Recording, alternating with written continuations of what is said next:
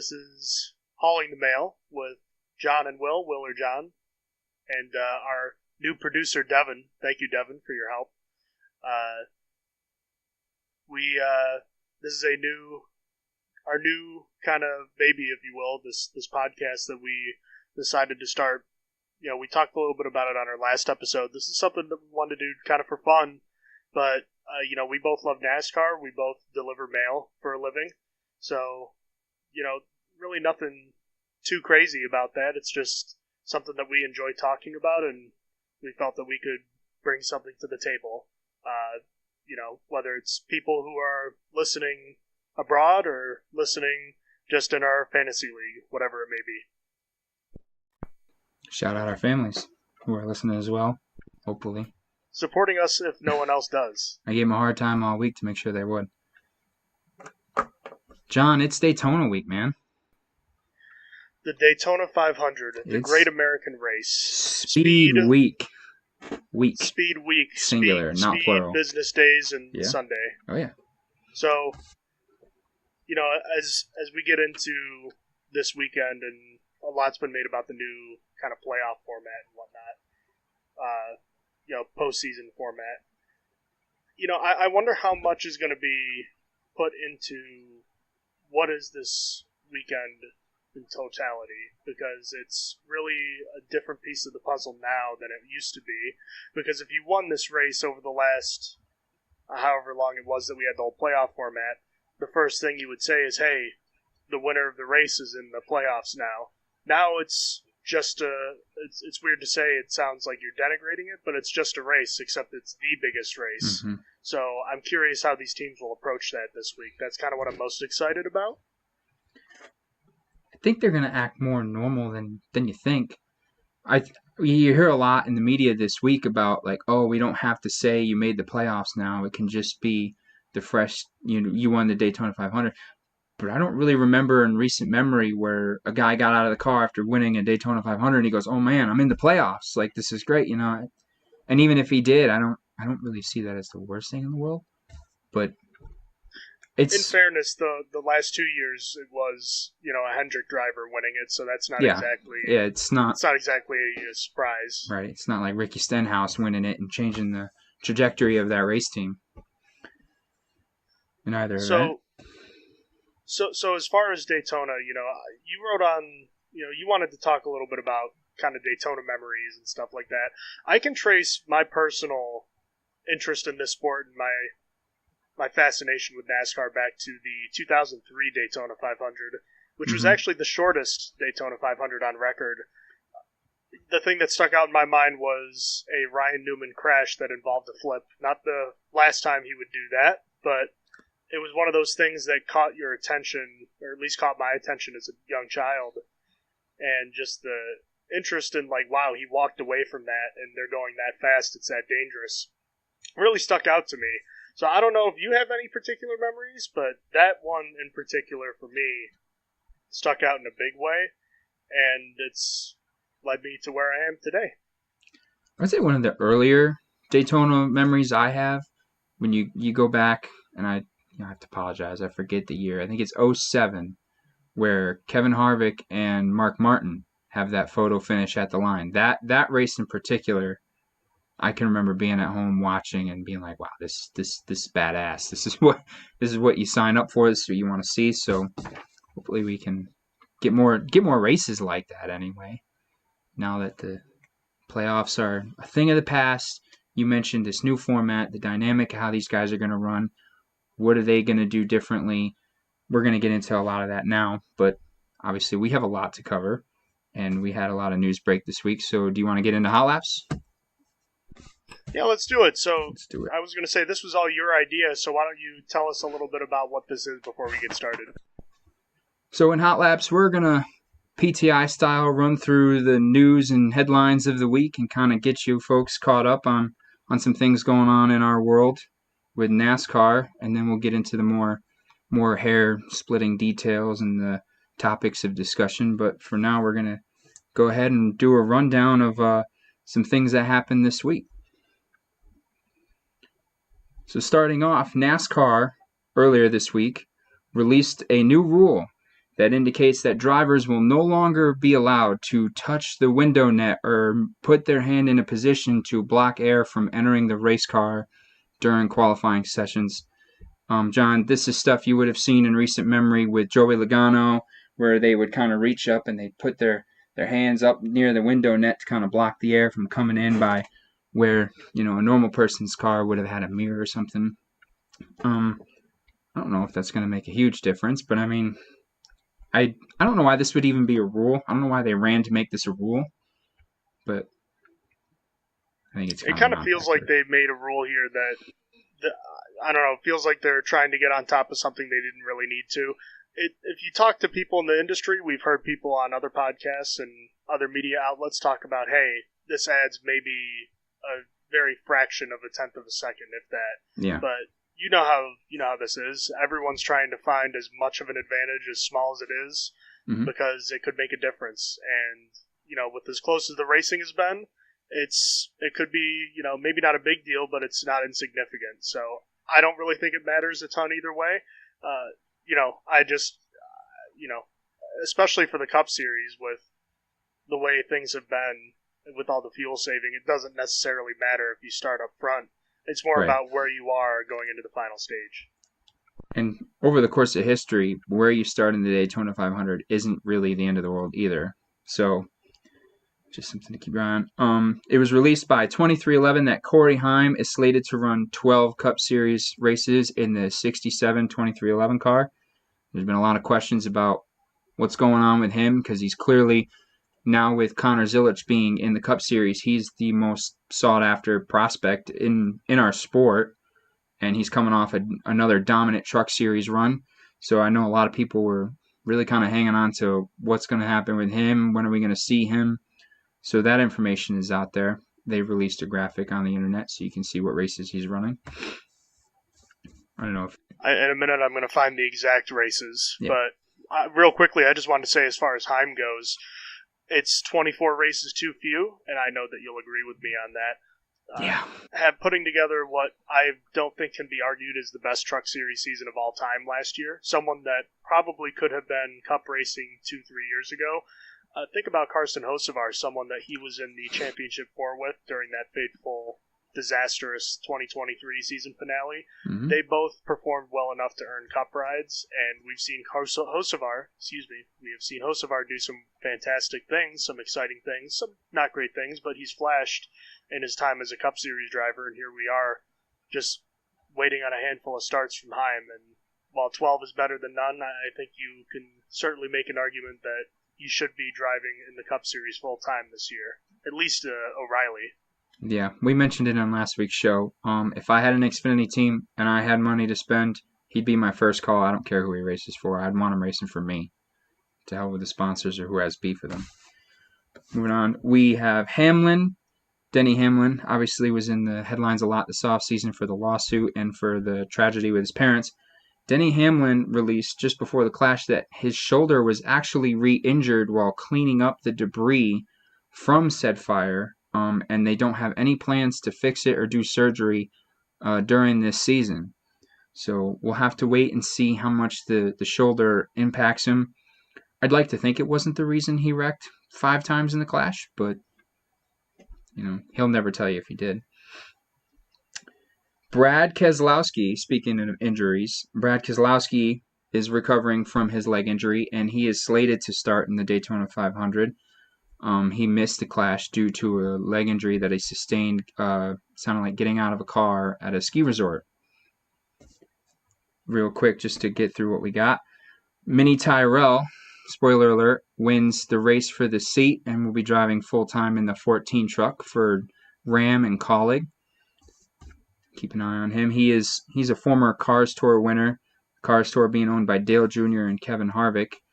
And he does a lot of charity stuff, so it'll be nice to see him cut his teeth at the Truck Series and see how he races with some of those experienced guys.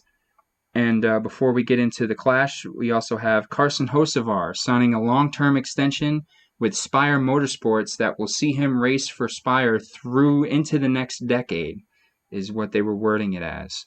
So Spire Motorsports and Hocevar at this point are pretty much their Cup's careers are married to each other at this point. I mean, he's their fastest guy, so it'll be interesting to see where they go with that. Definitely a sign that they're not messing around. Yeah. I think for Spire, we've heard a lot of talk over the recent years about, hey, they are a mini Hendrick. They kind of want to be seen as a serious contender for Cup Series championships, and this kind of commitment to a driver when you're not a Tier 1 team is a really big deal. So congratulations to both sides. Let's see how it works out. Yeah. With that, John, Ryan Preece won the Cookout Clash at Bowman Gray 4 days later. Shall we get into it? Let's break down the Clash real quick, and then we'll get into Daytona.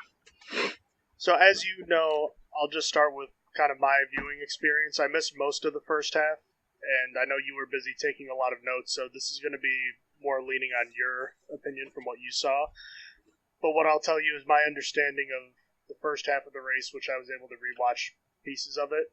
It seemed a lot more of a lot more encouraging seeing that the tire wear from the added horsepower seemed to be taking effect on these cars, and it seemed like there was starting to be a process of comers and goers as far as the long green flag stretch. And then once you got around the end of the first half, getting into the second half, you had the weather, you had a bunch of start and stops, the caution laps not counting, and as a result, you had guys running out of gas, and then it became, basically farcical. So yeah, I mean, it became a circus at that point. You can certainly expand on that as much as you want. I mean, yeah. I'm happy for Ryan Preece. This is a guy that's worked very hard and certainly is deserving of being a winner at the Cup Series level, even if it's not a point series, points awarding race. But yeah, I don't know that this was a banner experience for NASCAR. I think it started out pretty well. I was really enjoying the last chance qualifier. The battle towards the end of that between Austin Cindric, Corey LaJoie was definitely entertaining to watch. It certainly was back and forth. It became a thing where it was about having the bottom line, but also not getting too far enough away from the guy so that he couldn't get down to the bottom with you and then bump you out of the way. So we were kind of watching that back and forth with the two of them before AJ Allmendinger basically sent the 2-car right through and ultimately kind of forced Corey LaJoie out. But I mean, that's the kind of racing you sign up for with exhibition racing, and I was hoping to see more of that in the main event. And I think we got a decent amount of good racing in that first half of the portion. It's when it started getting dark. It's when it started raining and sleeting and all that stuff. And then NASCAR started to kind of have to come in and make a bunch of decisions. And I'm not gonna crucify them for some of the decisions they make. Sometimes it felt like it took a little long to get to those conclusions. But I think ultimately they were making the right choices the best they could. It just turned into an unmitigated mess and guys wrecking everywhere, and then running so long. You have the fuel mileage problems and the tires. Do we do the tires? Do we not do the tires? Do you want it to be competitive? Do you give the teams the choice? John, where do you stand on teams getting the choice for the rain tire? Because I know that seems to be a point of contention for a lot of people. I mean, anytime I listen to another show. Look, you and I have talked about this for a long time. I think even longer than people in the industry have been saying this, but I think the time has long since passed for these guys to be able to make their own choices about, hey, it's time to put on the rain tires. We've seen this happen in Formula One, in IndyCar. I know it's a little bit different with the type of cars, but, the only way that we're going to figure out what that line is if we give these teams a chance to make those choices. And this race, I could kind of understand maybe not wanting to do that because there isn't a pit road, so maybe that's not the best way to go about it. But I think these teams, in a certain caution, should be afforded the opportunity to say, hey, if you want to do this, go for it. Go right ahead. I thought the more odd kind of thing for NASCAR to kind of juggle was when it became clear that several cars had underfueled their car, namely the 5 and 9 cars were underfueled, and then you had the 19, and James Small in particular, the crew chief, was very frustrated because he's like, look, we filled our car up, we're fine. We shouldn't have to be penalized for, to fuel at the same time as all these people because they underfueled their car. But at the same time, as soon as a car runs out of fuel, you have to stop the race because there's nowhere to go. So it's kind of a no-win scenario. Just a lot of things went wrong this weekend. Yeah, thank God it's the Clash though. It's the exhibition race. It's when you want those things to happen, so you can kind of work out those kinks. I know we're trying to. Go ahead. I was gonna say something else from the Clash, talking about a preseason style thing where you're working out the kinks. Fox had a lot of kinks to work out.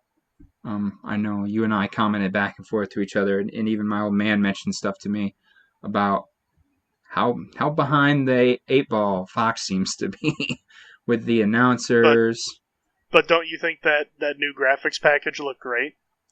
It looked the exact same to me, man.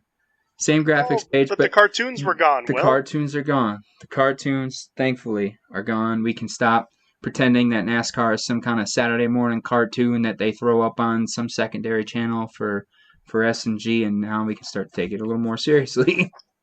You mean all the drivers don't have six packs?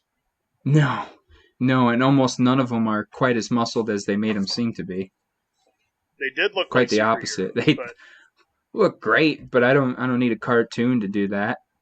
I don't know. I'm not for anymore. It's kids like that. Great. I could do without. I think it was pretty widely disliked, but it does it's a very small thing, but it kind of bleeds into something we're going to talk about later with you and I have talking about for years about NASCAR having an identity crisis, and I think they're kind of starting to find their way here. This graphics package change, even if it's just the cartoons going away, I think is something that lends itself to NASCAR trying to have itself be taken seriously for what it is and not a joke for something it isn't. And that's just kind of how I wanted to wrap that up. Well, I would say the next step to that is also let's have some hard conversations about Clint Boyer in the booth. I'm sure Clint's a super nice guy, but he's hard to listen to, man. He's really hard. And there's no synergy between him and Harvick. And maybe that's brazen for us to say because this is our second show together and we probably don't sound that good together either yet. But I mean, you can hear the disjointed nature of them talking on TV. It keeps happening where it's like one's talking about one thing and he'll say something to Clint and then Clint's on a totally different stratosphere looking at fans in the stands, commenting on the beer they're drinking or the hat they're wearing. It's just bizarre and it's so weird.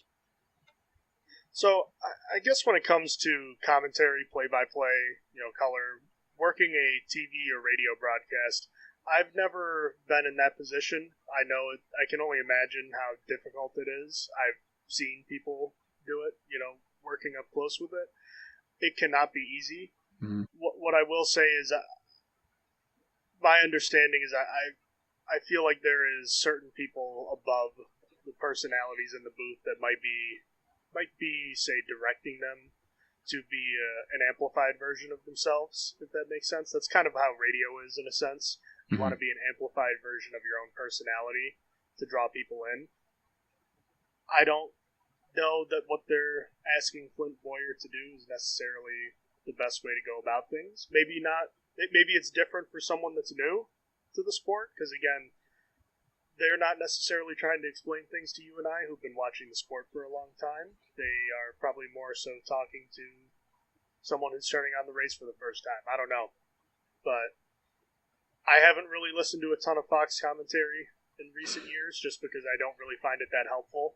I listened to practically none of it this past weekend, so I'm not really in a position to talk too much about how they did, during the Clash itself. So, I don't know. I guess all I can say is I don't love that it feels like Kevin Harvick and Clint Boyer. A lot of it is just Kevin Harvick making fun of Clint Boyer, and I know it's done in kind of an in-jest way, but it feels like it happens so much that it's like, man, that's just kind of mean. I don't know. Maybe that's just me. I think they're being too mean to him, huh? Look, I think it's fun to throw barbs sometimes, but sometimes it's like, dang, like he's just throwing shade at Clint Boyer today.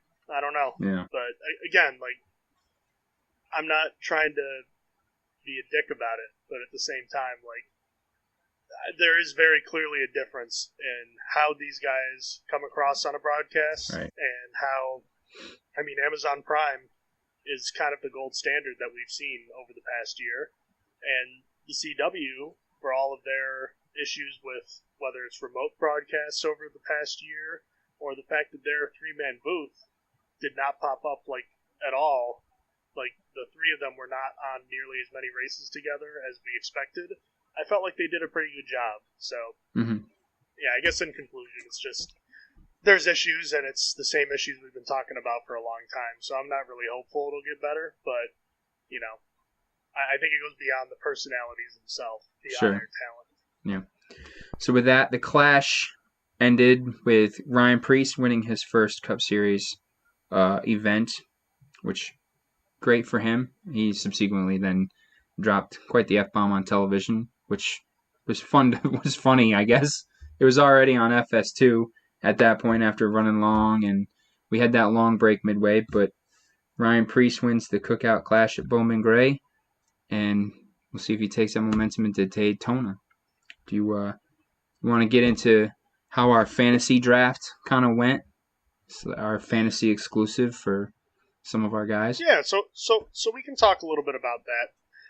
My dad did ask me something funny the other day. He was saying like he'd love to know like what other people thought about our drafts. He's like, how do other people see like who has the best team or whatnot? And I don't know that we're gonna get a ton of people responding to this right away, but it would be interesting to see kind of what the consensus is about who has the best team and who might have the worst. But what I'll tell you right now, I'm just pulling up the results right now. Yep. I can tell you that for my team that I drafted, my favorite pick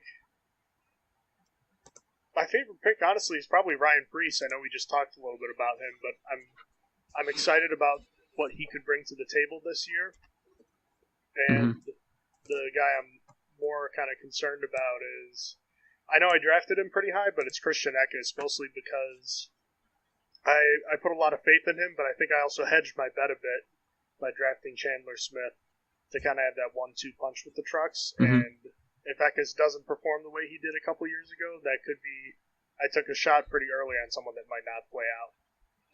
So your dad asked you about an outside view of what he thinks he got from his team. I would say this. I like his team a lot. I think for taking the first overall pick out of 5 total, I think he got a pretty good haul, right? He could open up with Kyle Larson, which we all know is probably the overall best driver in NASCAR. And with the way things fell down with the Xfinity Series and all of us kind of doubling up, he got the opportunity to take Ryan Blaney on the turn.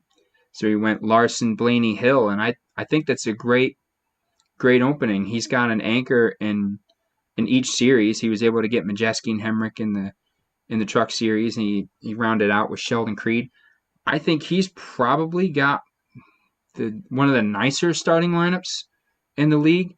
You worry about the depth maybe a little bit with Gibbs and Keselowski, and his only other Xfinity guy being Harrison Burton. But I mean, just for jumping out of the gate, as long as Larson and Blaney don't wreck themselves out, he's going to be in position every Sunday to probably make some noise. I don't think he's going to be the slow one.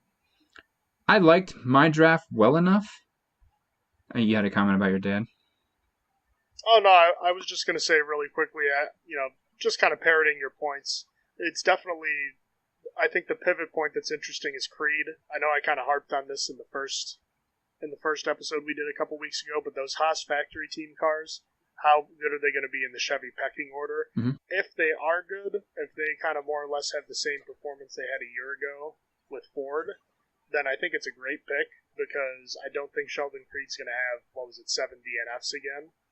Even if he's not someone that's likely to win a race, he's probably going to be better than he was last year. And, Ty Gibbs is a question mark, but he's in great equipment. Brad Keselowski's a bit of a question mark, but he's the 4th or 5th Cup driver? I think he's the 4th Cup driver, so I mean that doesn't matter as much. And then he took a chance on a potential high upside guy in Harrison Burton and Brendan Queen, so I like that a lot as well. Yeah. What were you going to say? I was going to say, just kind of looking at doing a glaze over of my team. I opened up with Bell and followed it up with Jesse Love and then Lane Riggs of the Truck Series. John, you saw my roster last year, and it was O'Reilly Series heavy, and it kind of blew up in my face. And so my approach this year, I was second dibs on picking a slot. My goal was to put myself in a position where I could get one of each in the Cup and the O'Reilly Series, and at least give myself something to bank on in each race day, so that when two guys wreck out in the O'Reilly Series, I'm not totally burnt like I was last year, courtesy of all those O'Reilly guys. But I mean, I'm okay with my team. I wanted to do a little bit better, but I didn't really revisit my Cup team again until we got to Chris Buescher, and Chris Buescher doesn't score stage points. He just doesn't do it. I don't know if that'll change with the new format, because now you want points galore. And then rounded it out with Carson Hocevar, SVG, Corey Day, Justin Haley, and I have the 88 Xfinity car as well. So, I think the beauty of having a 5-man league is that all the rosters, if people kind of draft according to plan, it generally goes pretty smooth and everyone looks pretty balanced. I look at my dad's team, William Byron, the one car of the O'Reilly Series, the Ross Chastain, Tyler Reddick, Taylor Gray, Caden Honeycutt, Connor Zilich, and Finger. I think he's got a pretty good core as well. I mean, William Byron's as good as anybody, especially to start the year. And the Tyler Reddick, we talked about him last week. If he kind of comes back to form, that could be a really sneaky good pick. I like that in the third round for him as your second Cup guy. If he gets back to what he was in 2024, you've got 2A guys on your Cup lineup, and that's before you talk about Ross Chastain. So I like where he's at, and then Lewis is in a good spot as well. He opened up doubling up on Cup between Denny Hamlin and Chase Elliott, and those are 2A guys. Those are your steady Eddie, score 40, 50 points and try and steal some wins out of Denny Hamlin. The only thing I worry about with Lou's team is I don't see where the wins are going to come from on a consistent basis outside of Denny Hamlin. And we talked last week about the importance of winning races from this point forward due to the point increase.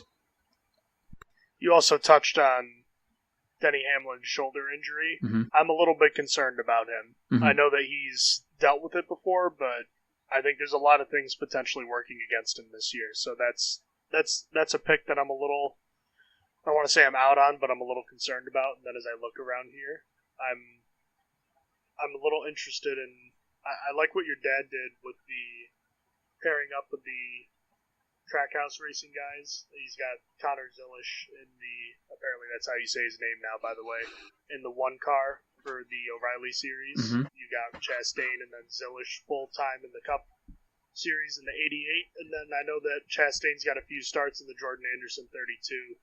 So, look, you and I have talked about it. Your dad's got his guys, but Ross Chastain is his boy.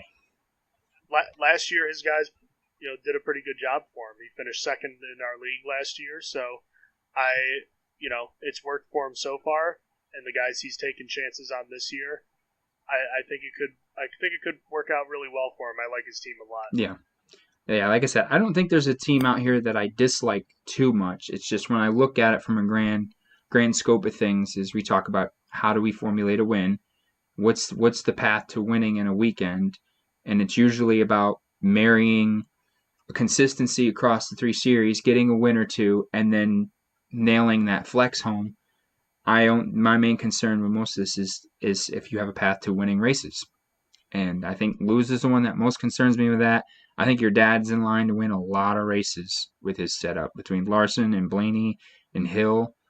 I think he's in a really good spot to win a lot of races on Sunday, and it's going to be hard to beat that way. Well, the good news is the first month of the season we have 2 super speedway races and a road course, so we'll learn very little over the first month of the year about how good these teams actually are. Potentially. Right. With that being said, that's our fantasy recap of our draft. What do you say? Get into some Daytona? Let's get into the Daytona 500. Great American Race. What edition is this? Do you remember? 60 something. Could be wrong there. 68? Maybe? I think it's 68. I think it's up there. I think so. Because 2008 was the 50th, which Ryan Newman won. Yep. So, okay. Let me see if I can... So, go ahead. So, anyways, as we kind of transition into talking a bit about the 500, I find talking about kind of previewing super speedway racing as far as the Cup Series to be a little odd, just because it's been so hard to pass, especially if we're talking like not on pit road. So, we've seen the headlines, and I can't remember if we had this on our outline. I'm missing it at the moment, but I can't remember if you saw the headlines talking about possibly considerations to shortening stages or adding stages or tinkering with whatever it may be during the race to try to make it so that fuel saving is not happening. Mm-hmm. But the problem is we've also seen that if they're not fuel saving, it's just, I call it yo-yo racing with two lines instead of the single train that we used to see in the early Gen 6 days. You just have two lines going back and forth and nothing actually happens. So, right. I think this really just comes down to the car. And yeah, the fuel saving takes a lot of the skill that most people like to see. I mean, fuel saving is a skill in itself. But I think most people would prefer to see, okay, I have a fast car. I've got a car that handles well. I want to be able to make a move and get up, further in the pack. And everyone talks about the glorious Gen 4 days, but at the same time, there was something to that. There was a lot that went into that, too, but as long as you can't move around and you can't make passes, I think fuel saving is the most aesthetically pleasing type of racing that this car can provide. Yeah, I don't disagree. I think the big thing that NASCAR kind of holds their hat on there is that with the fuel-saving racing, you have those lines of cars next to each other, so you're talking about 2-3 wide racing for most of the course of the day. The problem is that it's not super impactful because all it is guys in a pack trying not to wreck out. They're saving fuel, but they're also trying not to just take out the whole pack and getting in an ugly wreck early and ruining their day. So then it kind of becomes this too-wide parade that I don't... It's, like you mentioned, it's aesthetically pleasing to the eye.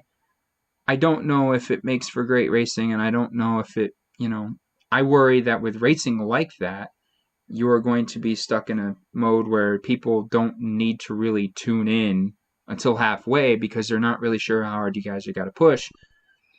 I don't know if, I don't think the lack of playoffs is going to... We wonder about the aggressiveness of it, right? Where it's like, okay, now it's not a win and in scenario. Do some of these guys even need to be that aggressive to try and get to the front so that they're in a position to make the playoffs? Because it was mostly known that the super speedways like Atlanta, like Daytona, these are the places for guys like Josh Berry, Ricky Stenhouse, Michael McDowell. This is the opportunity for them to get in. I'd like to think they're still going to be aggressive because it's the Daytona 500 and you want to win the friggin' Daytona 500. I don't know why you wouldn't.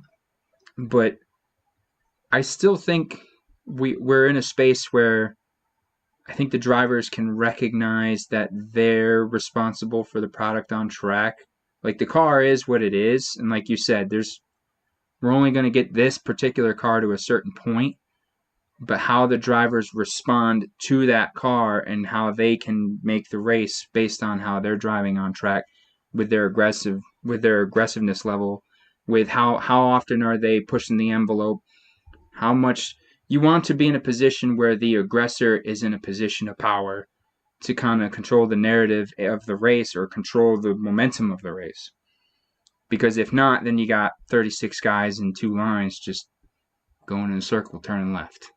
And I don't think anyone cares for that. So, one thing that could also potentially be a problem is, yes, I do think the aggressiveness level is still going to be very high, but something to consider, and I'm sure you have, but maybe you haven't, is that without the win and in, having a bad finish like a DNF punishes you a lot more than it used to. So think about like Brad Keselowski last year, who what was he, like 33rd in points after 2 weeks, I think?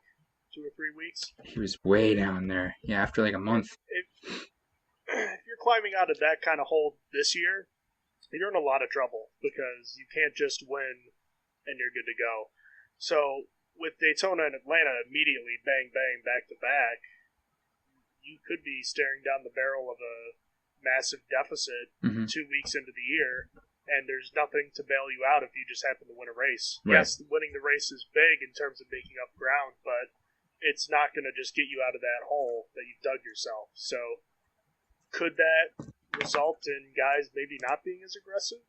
I don't know that that's going to be the case, at least not this week. Maybe next week at Atlanta will be a different story. But I think as long as the fuel-saving thing is in effect, and as long as the track is aged the way it is, as long as handling isn't a concern, this is the racing it's going to be.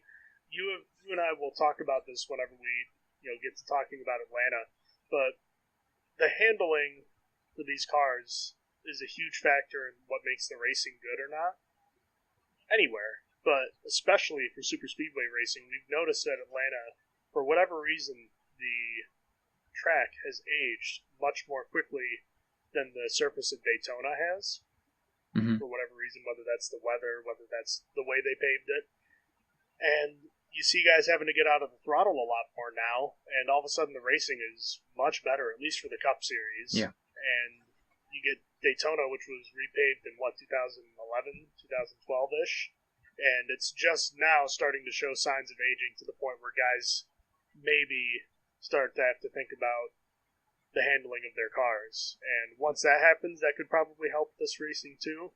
But until we see the cars on track, I'm not sure that we're going to see that. So I am a little nervous about the aggression level from guys who are stuck not in the back. But you also remember Denny Hamlin a couple years ago had that strategy in I think it was the second Talladega race where he was like, "Oh, I'm gonna hang in the back." Daytona race. That's right. Yeah, hang in the back strategy. Yeah. Now, again, I don't think that's going to ever become prevalent as long as stage points are a thing. But it is kind of wild to be like, you know what? You just know a wreck is coming. We all know that a wreck is coming. That's my theory, right? Is you don't want to be in the wreck, so he's worried about people in the front racing hard, so he's going to hang in the back to avoid it. I feel like the best way to avoid a wreck is for it to be behind you. Maybe I'm crazy with that thought, and I think we've seen a few times in the last super speedway races, it didn't matter where you were, front or back. If you were in the wrong line, you were in it, and it was an issue. So I don't think that Denny Hamlin strategy is going to work anymore, and him not winning any of these things for the last however long is probably proof of that.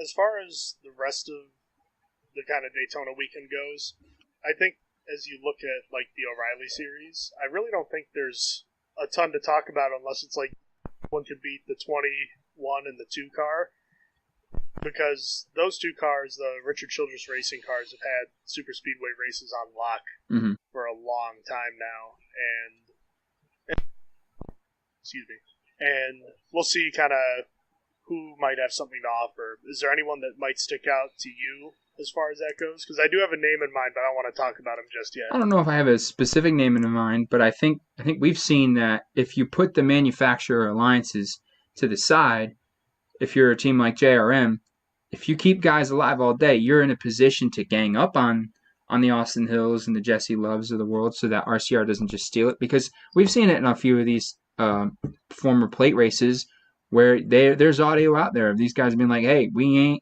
ain't pushing the 21. We know where that leads us, and we can't get to the front that way because if we just push him to the front, he's going to check out.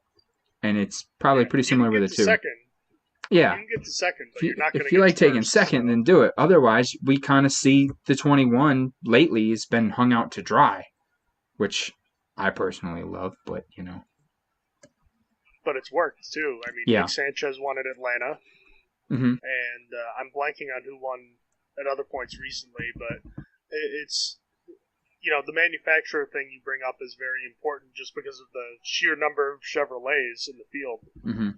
I would say in terms of a specific human that could beat the RCR guys, for me, it would probably have to be a JRM guy just because they have strength in numbers. If we're taking the speed angle out of it, does Sheldon Creed pull it off? Does he sneak in there? He finished second in this race a couple years ago. He's finished second in a lot of races. That's true. He does that a lot. But if there was ever, if there was a type of race that you would think would favor him, it would probably be one of these. This one or a road and we course. know they have a close alliance with the RSS cars. Yeah. The RSS cars, now Chevrolet's with them, could provide a good opportunity to, again, like you said, we know who the favorites are. It's going to require teamwork to beat them. Mm-hmm. So, I mean, that's really all it is. I do feel like the JRM cars have an opportunity, especially with another Hendrick car, probably have the best chance as a unit to win. But we've seen, specifically, I think it was 2 or 3 years ago, where that's blown up in their faces, and they have more of a veteran-laden group now, so maybe that will work in their favor, but they've made a lot of mistakes in the past, too, so that'll be fun to watch. That's the Daytona race for O'Reilly is probably the race that I find most exciting over the course of the week, or weekend, so we'll see kind of how that plays out. As long as it doesn't turn into straight calamity. Who do you think is, you said, a threat to RCR? Who do you think it is? So I'll touch on him a little bit later, but I don't want to spoil that right now. Okay, fair enough. We have the Truck Series Friday night. Corey Heim is no longer a full-time entrant, so now this is wide open. And as long as this isn't filled with calamity, this could go anywhere, really. Am I correct in hearing? I've read somewhere that there are 10 current or former Cup Series drivers in this race. So I have the list right here, and of the ones I can see, we have Michael McDowell in the 7. We have, Justin Haley is full-time in the 16. We have Tony Stewart in the 25. That's who I'm rooting for. We have Chandler Smith in the 38. He's run some Cup Series races. We have Ricky Stenhouse in the 45 niche truck. We have John Hunter Nemechek in the Hamar Friesian 62 truck. Corey LaJoy in the 75 truck that we've seen Parker Kligerman run a few times. We got Carson Hocevar in the Spire 77. And I think that rounds out the Cup guys that we've seen. Timmy Hill. Excuse me, Timmy Hill in the 56 of Hill Motorsports. So I think that's 9. And think about it, they all get to share the same track with Chris Wright. Yeah. How lucky for them.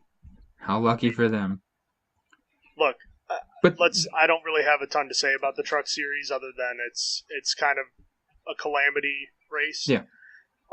It's not uncommon for there to be more caution laps than green flag laps, but you have to remember a lot of these guys are coming up from ARCA, from late models, from sprint cars. Yeah. A lot of different backgrounds. A lot of them have not been on tracks this size very often. There's a reason why, even though this is taking place before the ARCA race, they are still forced to make a start in the ARCA series at Daytona, which is why they have 50 entries for 40 spots in that race. So, you don't set expectations so high for this race and be like, oh, it's going to be a great race. It will almost certainly be a mess. It's about surviving it, and then at the end, do you have enough friends to work with? Yeah. And obviously, yes, rooting for Tony Stewart in this. I was about to go. I have an expectation. 15 years. I have an expectation. It's 20 years. Tony Stewart to get into it with somebody, because what's he got to lose? He don't care. I was going to say, they're paying him a lot of money, I suspect, for him to race. I expect him to race too, but let's say someone like a Carson Hocevar takes him out. Oh, yeah, he's not going to... He don't care who he is. He don't care he's a Cup driver. To win. Yeah, he's out here to win. Who doesn't want to win that inaugural race for the Ram truck with Collie? I think it would be the coolest thing in the world if he won that. It'd be quite a story. It'd be a great story. It would be quite a story. And I think he wants that. So God bless anyone who gets in his way, because smoke will come get some if you step in his way. He ain't lifting. No, he ain't lifting. He ain't lifting at all. He is not lifting at all. And then did we want to touch into, we have qualifying coming up on Wednesday, and obviously I feel like there's a lot of interest in some of the guys that are entering into the race. So I have one note about qualifying as far as the pole pertains. Okay. Something that I want to make sure that we touch on real quickly because I think it's an interesting note. The Chevrolet released a new body this year, so this will be the first time we get to see them in a qualifying session. And it's important to note that Ford, during the next gen era, has really dominated qualifying at superspeedway races. However, we did notice that changed a little bit last year because Chase Briscoe was on the pole for this race. I believe it was him and Cindric were the front row, if I'm not mistaken. I think so. So, Chevrolet has typically struggled as far as qualifying on superspeedways in the next gen era. Does this new body, because it looks pretty similar, but obviously there are little things we can't see that have changed, have they kind of, if they're pulling from two sides, have they moved kind of the pendulum back in the other direction where they're focused on qualifying a little better at these races than they have before? Again, I'm not saying that this is definitely going to be the case one way or the other, but it's interesting to think about. And then besides that, man, honestly, I mean, it's hard to think if it's not a Ford, I would go with Chase Briscoe, just with how fast they were qualifying all year. I mean, it was like Ryan Newman reincarnated, Ryan Newman's prime reincarnated, basically. Mm-hmm. So I would put my money on Briscoe for the pole. You like Briscoe for the pole? I like Joey Logano for the pole. I think there's going to be a lot of noise because of all that whole hand to the net thing. And then they're going to be like, okay, well, we're going to go. Since that's not a thing anymore, do you think you'll still be able to get the pole, even though you can't do that anymore? I hope so. And it's you see a risky the gloves car. they were wearing when they were doing that too? The what? The baseball glove thing, the webbed glove. Yeah. They actually outlawed that before, like a couple years ago. They did that. Just clicked in my head. Yeah, they jumped on that. Real quick, that was crazy. There's always a lot of interest for the entries going into the duels. Some of the free entries, so there'll be 41 cars in this field, thanks to a provisional rule being exercised by the 84 of Jimmy Johnson. But some of the non-chartered cars we're going to see this weekend at Daytona, we have Chandler Smith in the 36 for front row. We have Justin Allgaier in the Junior Motorsports 40. J.J. Yaley in the New York Racing Team 44. Anthony Alfredo in the Beard Motorsports 62. Corey Heim in the 67 for 2311. Jimmy Johnson in the 84 for Legacy Motor Club. BJ McLeod in the 78 for Live Fast Motorsports. And Corey LaJoy in the 99 for RFK Racing. I don't think I missed any. I think there's a pretty clear haves and have-nots here, and that's not, that doesn't really mean a ton because, it's Daytona. Mm-hmm. I mean, the Justin Allgaier nearly missed the 500 last year. I think Jimmy Johnson almost missed it as well. It's not really necessarily indicative. A lot of it is just how is your pit stop in the duel. Mm-hmm.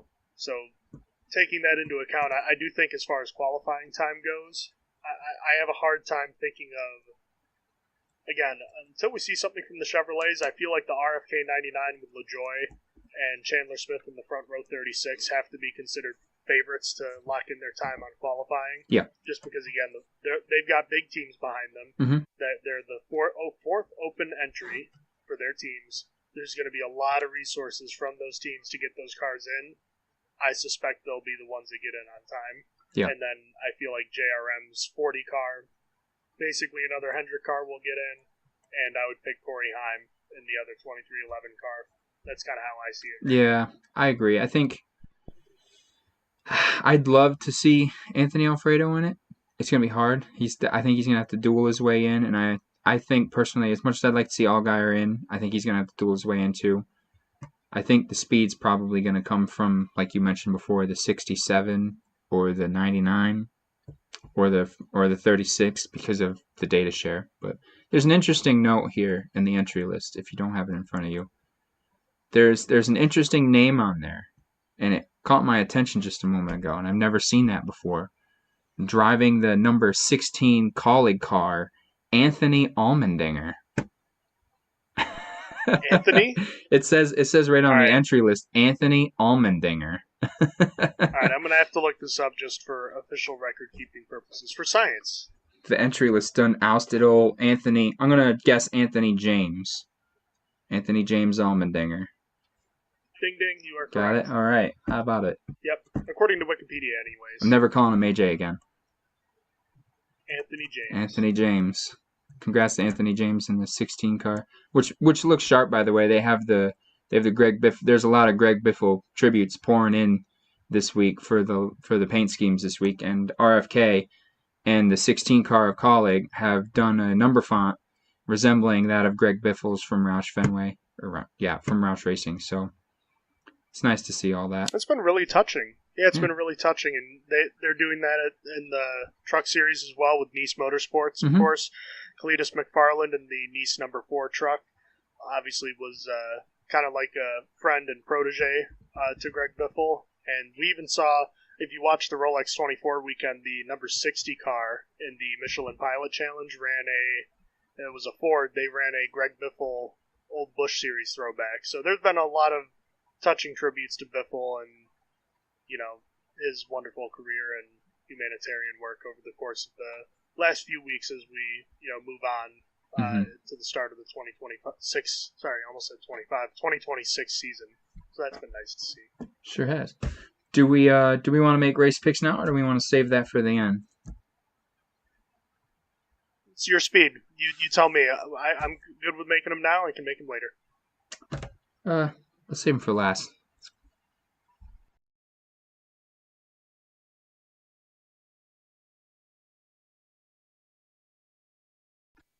All right, welcome back to the show. We are opening up by talking about a brand new segment that Will and I are going to be doing. As we are both male men, we found it appropriate to have a new segment that we are calling First Class and Return to Sender. Very simple. First Class is things that we were excited about or impressed with or something we're just happy with as we talked about the previous week. And Return to Sender is the opposite of that. That's something that we are not happy about, stock down on something, the standard we're not thrilled or happy about that. So, Will, I'm going to open up talking about my first class pick. It's going to be Nick Sanchez returning to the O'Reilly Auto Parts Series full-time with the revived AM Racing 25 team. We thought that Sanchez was going to be stuck without a full-time ride this year once he was taken out of his seat at the Big Machine Racing number 48 car for Patrick Staropoli, but Sanchez returning full-time is a really big deal, even if it's in a situation with a team that was, expecting to not exist this year. I don't know about you, but I think it's a really big deal that Sanchez is back, and I'm thrilled that a former O'Reilly Auto Parts Series winning driver is back in the series full-time in 2026.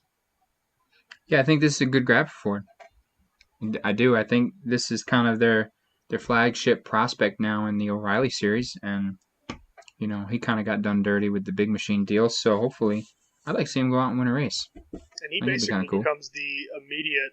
You said the Ford flagship driver. He's also, basically the only Ford team besides Hettinger Racing that's competing in the series full time. So I don't know how much support that team is going to get, but it's going to be more than nothing. I know that. So that's a good sign. Yep. My first class of the weekend is Carson Hocevar and his extremely long-term deal with Spire Motorsports. We mentioned it before. They've announced that they've signed him through into the next decade, which is great. And now the team and the driver, their future in the Cup Series, are kind of married to each other. We've talked about Carson Hocevar before. He's got talent. He's got speed.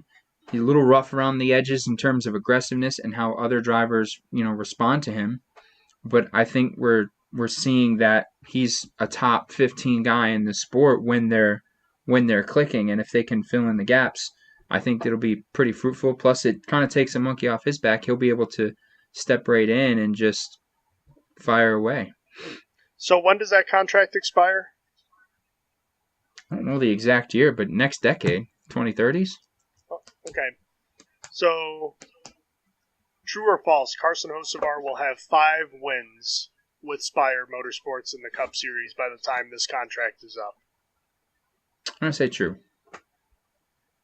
I think so. I think Connor, we're seeing from Spire a commitment from, like, there's a financial commitment to just, they're not just there because they're rich and they can get in the Cup Series racing. We're seeing them go after big guys, and sometimes it works, sometimes it doesn't.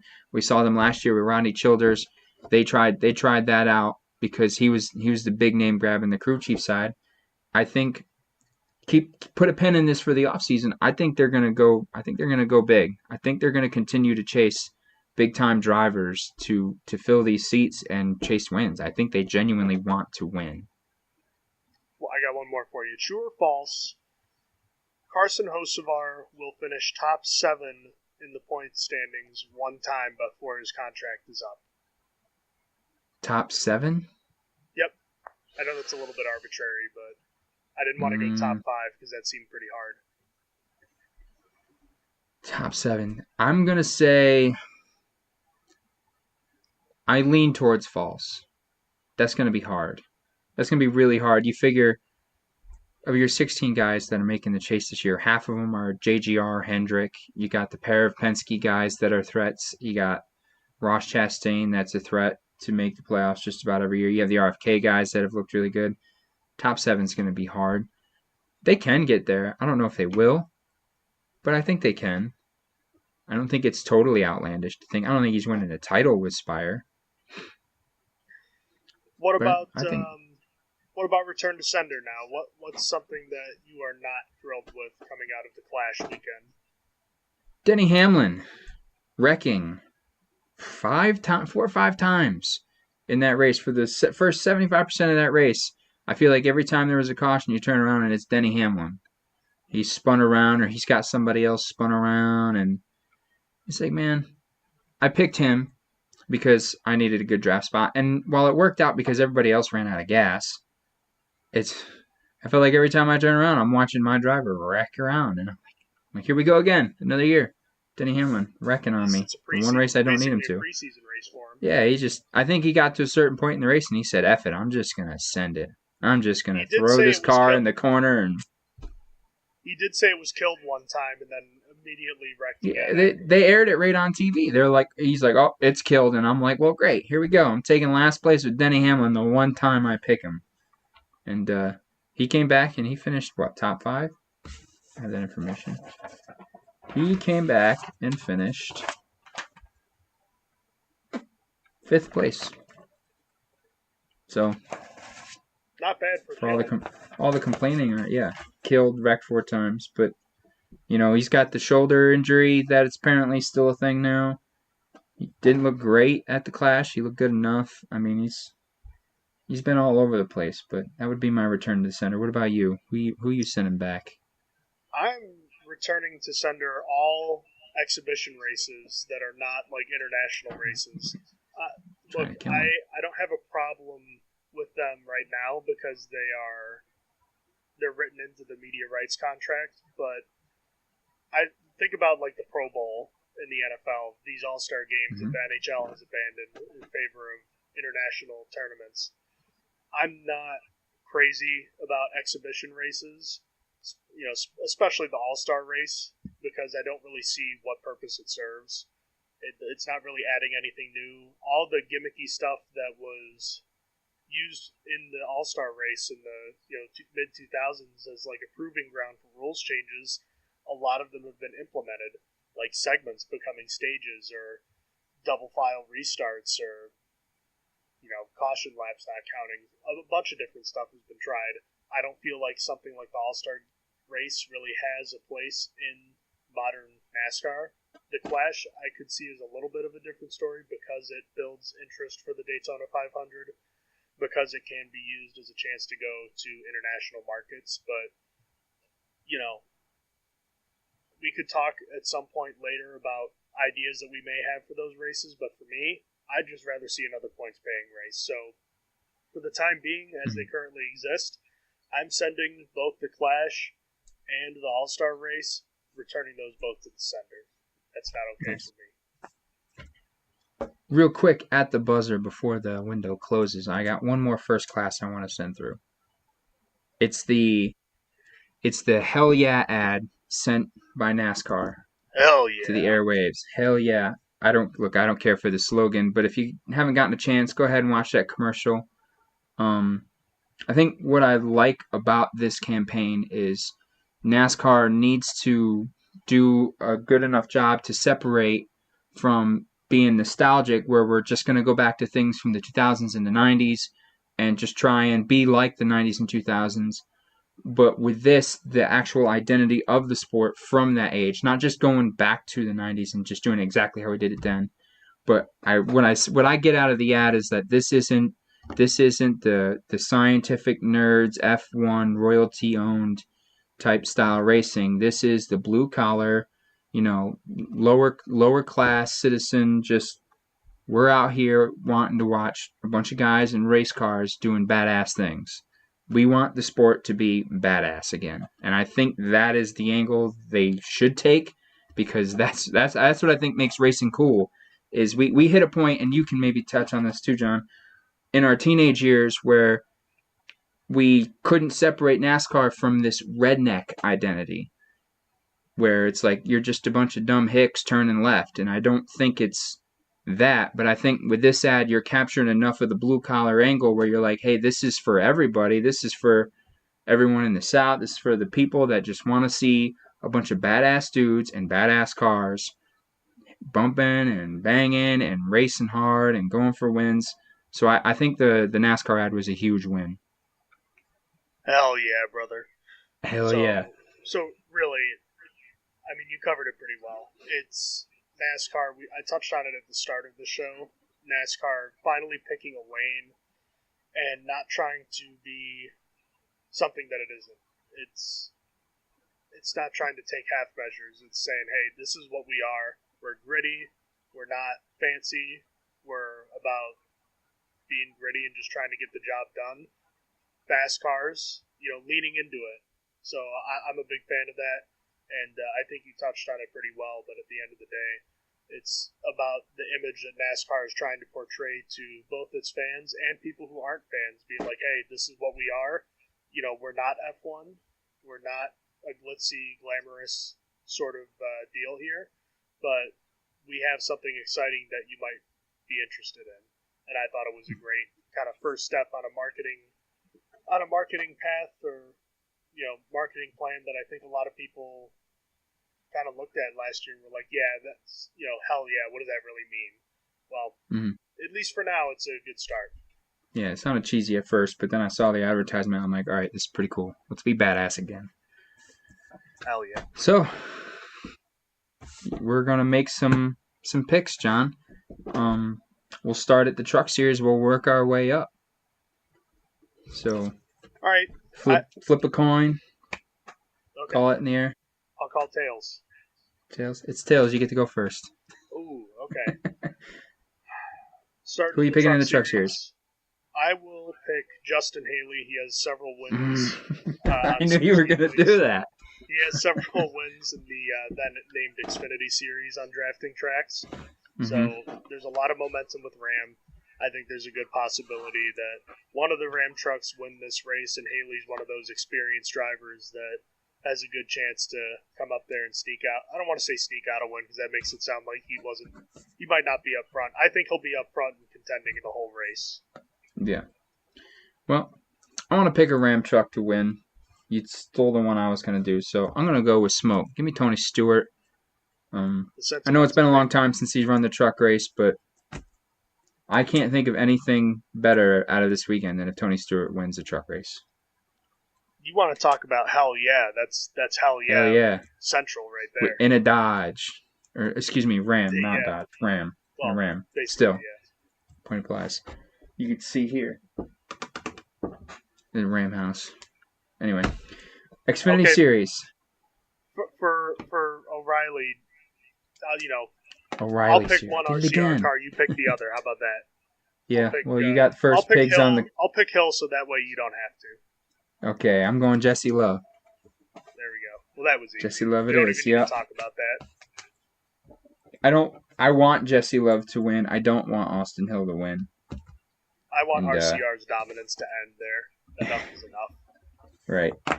So you would get first dibs at the Cup Series. Who you got winning on Sunday? Who wins the Daytona 500? I don't know how you feel about this, Will, so we'll see kind of how this plays out. I think this is the year that your boy Chase Elliott comes through and wins the Daytona 500. His dad won 2 Daytona 500s. He's won a championship. I don't want to say he's flown under the radar a ton because he is the sport's most popular driver, but he hasn't won a ton over the last few years. Of course, there was a suspension. There was the it was a broken leg, right? He broke his leg in a snowboarding accident back in 2023. So he's been through a lot, but a lot of people will correctly point to the consistency angle for him and the fact that for the chase, being consistent could be really helpful, for this season. I think he's going to start the year off with a bang, and Hendrick's going to win 3 straight Daytona 500s, just not the 3rd straight with William Byron. I think Chase Elliott gets it done this year. I like that. Chase Elliott has not won a crown jewel. He's won a title. He's won 21 races. Has not won a crown jewel. Daytona 500 would be big for that dude. I'm rooting for it. I tell you what. Due. If we have a Tony Stewart, Jesse Love, Chase Elliott winning weekend, I'd be cool with that. For my pick, I think a different driver gets his first Daytona 500 win, who's also won a championship. I think it's Kyle Busch. This guy's been close, and I think we've reached a point in his career where we know we're not the fastest car on the track, but he's still hungry, and it's still KFB. He's still going to want to win, and this is the race to be aggressive and go do it. I think this is the one he wants more than anything. I think if you give him a choice between winning another couple titles or the Daytona 500, I think he's going to pick the 500. So I think we see Kyle Busch break through. I think you could make a pretty decent argument that the Daytona 500 might be the thing that's one of the biggest factors that has kept Kyle Busch racing. Because I got to tell you, he has seemed so frustrated and defeated over the last few years. But I think this race keeps him coming back. I think this is the itch he cannot scratch until he can. So we'll see if he can get it done. But definitely, as far as the Cup Series goes, probably, again, the sentimental favorite. The guy that, was infamously leading at lap 200 a couple years ago. That'll be fun to see, the 8 or 9 car winning. So we'll see. So when can people watch the racing product? When do we practice? When do we qualify? What are we looking at this weekend? So I'm going to share my screen here real quick. Thanks to a user named, Rector1219 on Reddit. He does the Lord's work there by creating this schedule, so I want to give all the credit in the world to this man who has, or woman, I'm assuming it's a man, but I don't know, who has thrown together this schedule on a weekly basis pretty much every week for as long as I've been in the NASCAR subreddit. So he has carefully constructed this weekend schedule that includes everything from all the NASCAR National Series races, so that being ARCA all the way up to the Cup Series. We are recording right now on Tuesday, February 10th. Tomorrow, we have practice and qualifying for the Cup Series, and as you can see throughout the rest of the week, it just ramps up more and more. We've got some Truck Series practice and duels on Thursday. We've got practice for the Cup Series and O'Reilly Series, as well as the Truck Series race on Friday night at 7:30 on FS1. The O'Reilly Series qualifying and race on the CW at 5 o'clock for the O'Reilly race. And, of course, Sunday the Daytona 500 is on Fox, our favorite channel, at 2:30 right now. Although, Will, as you know, there is apparently rain in the forecast on Sunday. The one day. Because, of course, there is. Yep. So we'll see if they change when that's gonna, the green flag is gonna drop. Might see you on Monday. For now, that is the schedule for this weekend. So big shout out to Rector1219 from Reddit once more. Thank you. All right. Well, I think that about does it for this week on Hauling the Mail. If you haven't already, please go follow us on our socials. We are on Twitter at hauling_mail. We're on TikTok at hauling.the.mail. We're working on a Facebook. We're also on Spotify. If you search Spotify Hauling the Mail, you'll see our image of a mail truck getting towed. You can find our podcast there. Also, we plan on posting on YouTube. So like, subscribe, comment, let us know what you think. Tell us if we did something wrong or if you just think we stink, and we'll do our best and we'll get better next week. And also, if you follow us on TikTok, we plan on releasing more extracurricular content such as some blind rakings, immaculate grids, as well as some introduction videos to John and myself. John, if you got nothing else to add. Hell yeah. Hell yeah. Let's go. Let's enjoy the Daytona 500. And this has been Hauling the Mail.